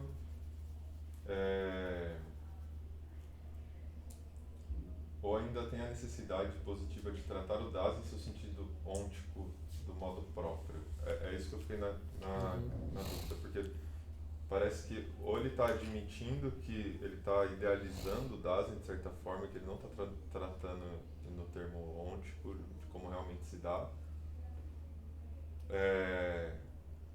Ou seja, eu não entendi se a necessidade é de idealizar ou de não idealizar. Assim. Não, eu acho que é o seguinte aqui, né? Ele está admitindo, no fundo, a situação hermenêutica que ele vai tratar no 63. Ele está dizendo ele está dizendo o seguinte, ele está se colocando aqui uma dificuldade fundamental. Ele está se perguntando assim, bom, qual que seria uma objeção possível? Né? Eu acabei de brincar aqui, né, que o Carnato disse que não tem lé com cré e tal. Bom, uma objeção mais razoável, vamos dizer, né? Se ele dizer assim, bom, o Heidegger está falando a partir de uma certa visão de mundo. E o Heidegger, desde os textos de juventude, assim, ele tem uma obsessão, ele tem uma nota, né, sobre o Jaspers, contra essa ideia de visão de mundo. A filosofia não pode ser uma visão de mundo. É como se ele estivesse dizendo aqui, olha, vocês, né, alguém poderia dizer, estamos aqui idealizando, eu estou aqui fazendo o ideal, né, estou com a minha visão de mundo. Né? Então, por um lado sim, porque eu não posso negar a minha situação hermenêutica. Mas por outro lado eu tenho uma certa pretensão de validade, digamos assim, pretensão de validade por minha conta. Né? Então até eu comentei aqui, né, rapidamente. Esse parágrafo é fundamental. A resposta vem em seguida, né, você vai falar, porque o Heidegger admite que há uma certa visão de mundo e um certo, digamos, ideal normativo, entre aspas, orientando, e desde o princípio, segundo parece, a sua ontologia fundamental, né? Ou seja, toda a obra. E diz que não poderia ser diferente, já que seria assim com qualquer filosofia, com qualquer filósofo. Né? Quer dizer, diz não, né? Eu que estou colocando esses termos. Um ponto de partida bem nietzschiano, diga-se de passagem. Né? E absolutamente coerente com o princípio hermenêutico, assumido por Heidegger. Né? Uma vez que se admita isso, porém, é preciso analisar os pressupostos e o que está neles contidos, de maneira, digamos, filosoficamente consequente, seja lá o que for. É o que estou colocando, né? Mas é o que será feito a seguir, então passo a palavra para a Virginia. Então, nesse 63, eu acho que inclusive ele começa lá porque ele está criticando uma coisa que criticam nele, mas ele critica ele fala, toda filosofia faz isso, não é só a minha.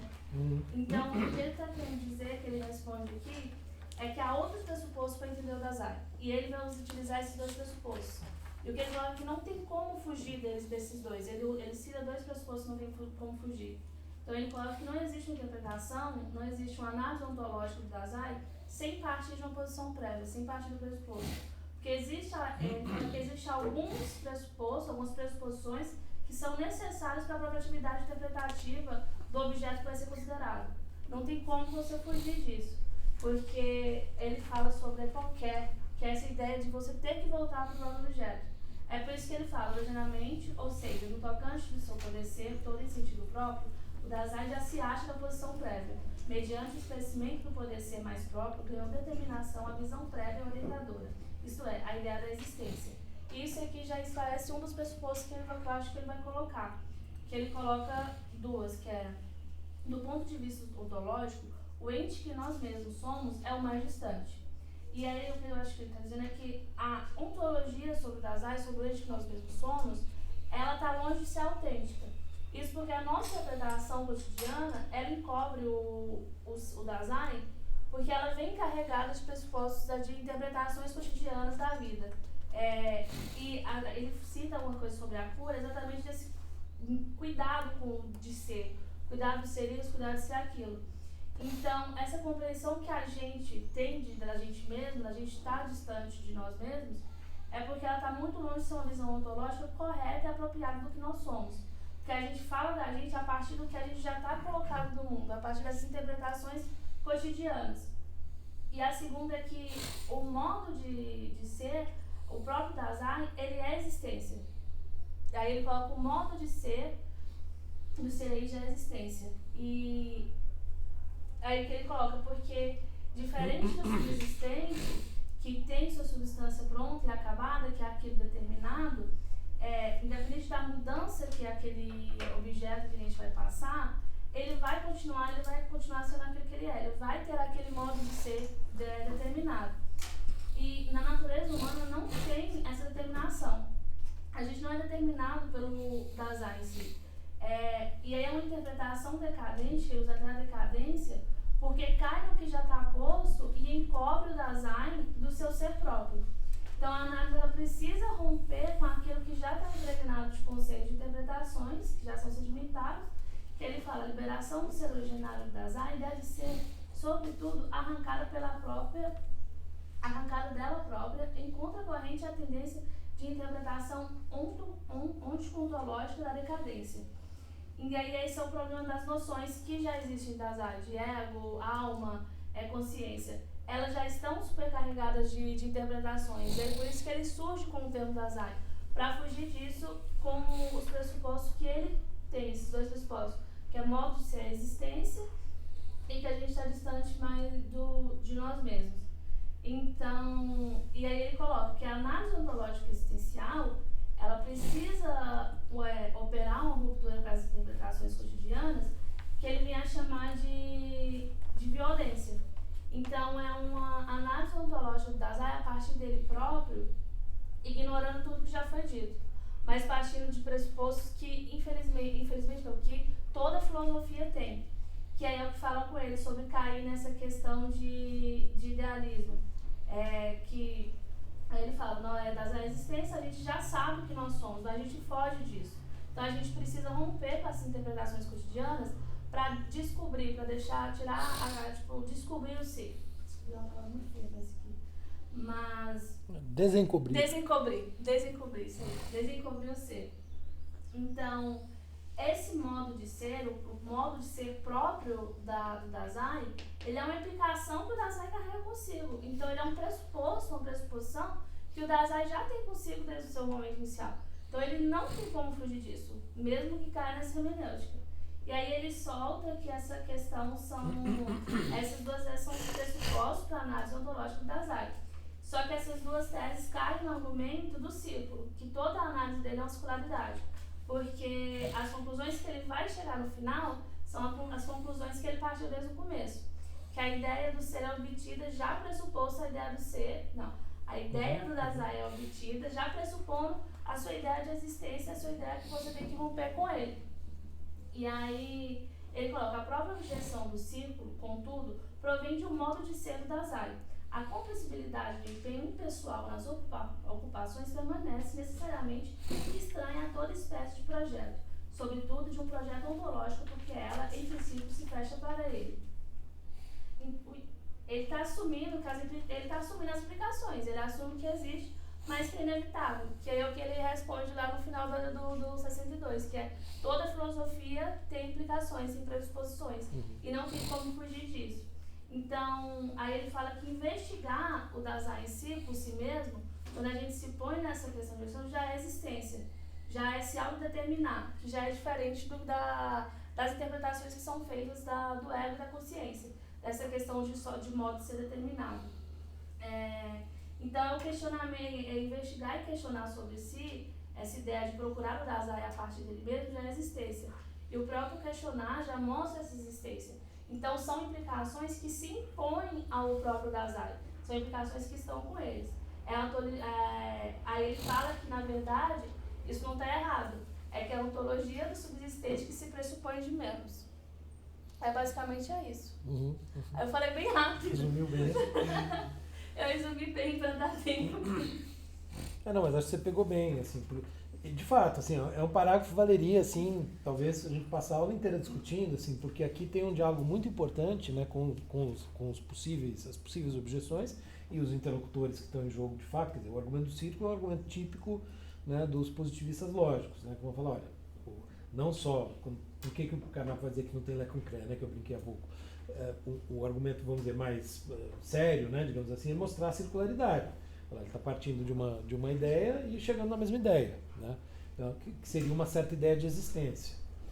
E aqui, né, ele então volta, né, sempre que ele fala desse argumento, isso em vários textos, né, o Heidegger, quando ele lida com essa objeção, né, ele fala do círculo hermenêutico. De fato, não tem como, a gente tem que entrar no círculo, a gente tem que assumir o círculo e partir dele, né? Senão a gente não faz filosofia. É um pouco isso, né? Por outro, quer dizer, então, isso não deixa de ser, em alguma medida, né, e eu acho que esse parágrafo, né, tem uns momentos que daria para colocar, eu fiz várias observações aqui, né, talvez um momento de petício príncipe, né, aquele momento da petição de princípio, né, que o Hayek está dizendo, ó, de fato eu parto disso e disso.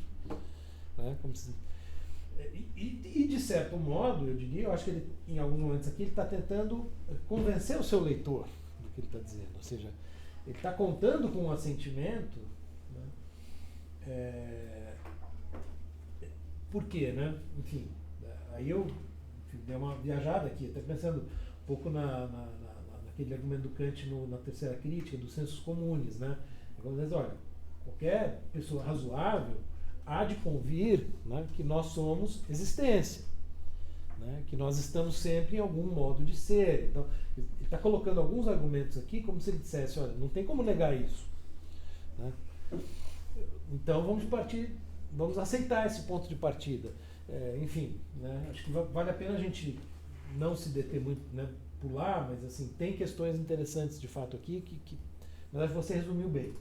Dá para a gente fazer um intervalo e depois avançar para o 64, tentando ser mais rápido no 64 e a gente poder se concentrar mais no 65, né? Acho que a gente pode fazer o 65 e o que sobrar de tempo voltar para o 64. Pode ser bem, também. Mudar a ordem. Pode ser também. Porque daí Eu acho que a ordem dos fatores, no caso, não altera. Você acha? Não, tô brincando, pode ser de qualquer jeito. Tô fugindo do 65. Eu acho que a ordem dos fatores não altera o produto, porque Ok, dá pra fazer com calma. o 64 é um diálogo com Kant, né? É Quase como interessante. se Tá? fizesse um... Né?